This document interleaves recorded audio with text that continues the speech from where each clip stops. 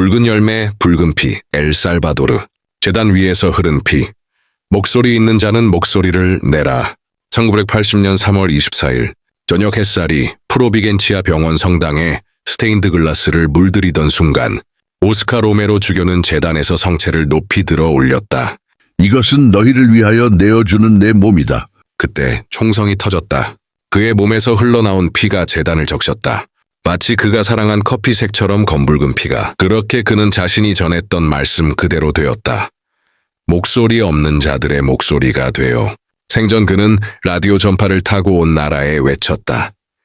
목소리 있는 자는 목소리를 내라. 침묵하는 것은 죄악이다. 말할 수 없는 이들을 대신하여 절규하라. 그 목소리는 커피 농장의 새벽 안개 사이로 퍼져 농민들의 가슴에 희망의 씨앗을 뿌렸다. 검은 황금, 붉은 그림자, 엘살바도르, 구세주라는 이름을 가진 이 작은 나라. 하지만 아무도 구원하지 않던 나라. 중앙아메리카의 화산지대, 커피나무, 에메랄드빛 붉게 익어가는 체리들.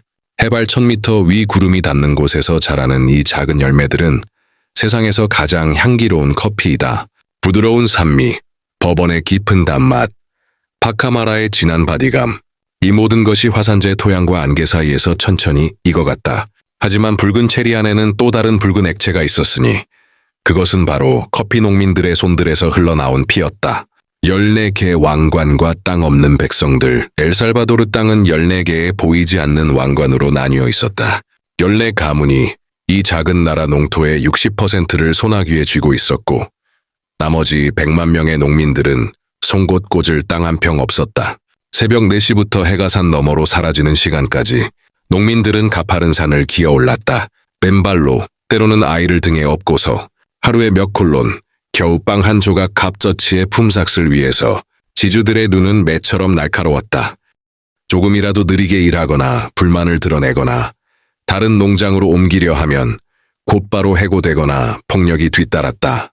농민들의 몸에는 구타의 상처가, 가슴에는 굶주림이, 눈에는 절망이 자리했다.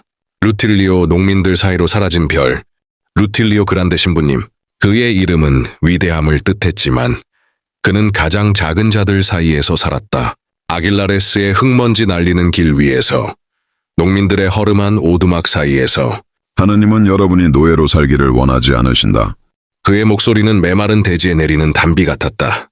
여러분도 하늘 아래 태어난 소중한 존재다. 존엄하게 살 권리가 있다.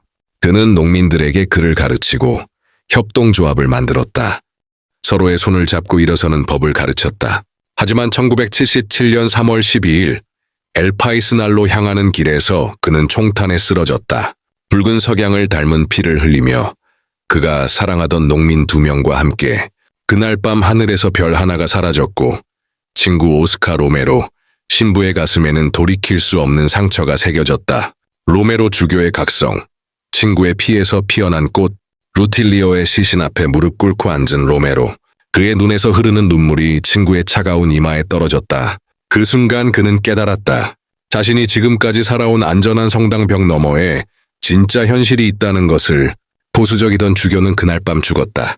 그리고 그날 새벽에 부활한 것은 농민들의 아버지, 가난한 자들의 형제였다. 로메로는 교구 건물의 문을 활짝 열었다. 탄압받는 농민 가족들이 성당 마당에서 잠을 자고 아이들이 복대서 뛰어놀았다.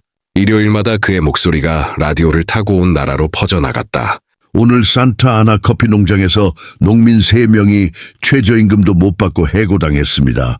차랄라테넨고에서 지주가 임신한 여인을 때렸습니다. 그의 목소리는 커피나무 산을 넘고 강을 건너 엘살바도르 전국에 울려 퍼졌다.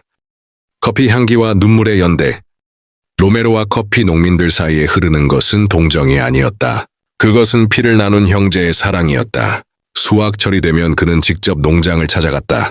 가파른 비탈길을 헐떡이며 올라가서 농민들과 함께 앉아 물 한 모금을 나누었다.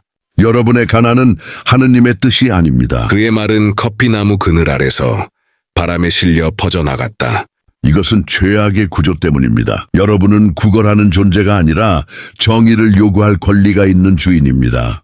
농민들은 그를 몬세뇨르라고 불렀지만 그는 그들과 같은 자리에 앉아 같은 꿈을 꾸었다. 아비의 노동으로 아이가 꿈을 펼쳐갈 수 있는 세상. 죽음 이후 씨앗이 된 피. 로메로의 장례식 날 30만 명의 사람들이 산살바도르로 몰려들었다. 맨발의 농민들, 때 묻은 옷을 입은 노동자들, 아이를 아는 어머니들. 대성당은 작았고 사람들은 거리로 넘쳐 흘렀다. 장례식 도중 총성이 울렸다. 또다시 피가 흘렀다. 하지만 사람들은 흩어지지 않았다. 로메로의 관을 둘러싸고 더욱 단단히 뭉쳤다. 죽음은 그들을 갈라놓을 수 없었다. 그 후 12년 동안 내전이 계속되었다. 수많은 농민들이 목숨을 잃었지만 로메로가 뿌린 씨앗은 계속 자라났다. 1992년 평화가 찾아왔을 때 농민들도 마침내 자신들의 목소리를 낼 수 있게 되었다. 오늘날의 감옥, 다른 이름의 어둠.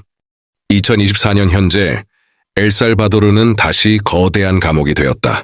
나이브 부켈레라는 새로운 권력자가 갱단과의 전쟁이라는 이름으로 8만 3천 명을 가두었다. 지코트라는 콘크리트 성체에서 14,000명이 햇빛도 보지 못한 채 살고 있다. 로메로가 그토록 반대했던 군사독재의 그림자가 얼굴을 바꿔 돌아온 것이다. 로메로가 지금 살아있다면 뭐라고 했을까? 폭력으로 폭력을 이길 수는 없다. 진정한 평화는 정의에서 나온다. 오늘도 세계 곳곳 카페에서 엘살바도르 커피의 향이 퍼진다.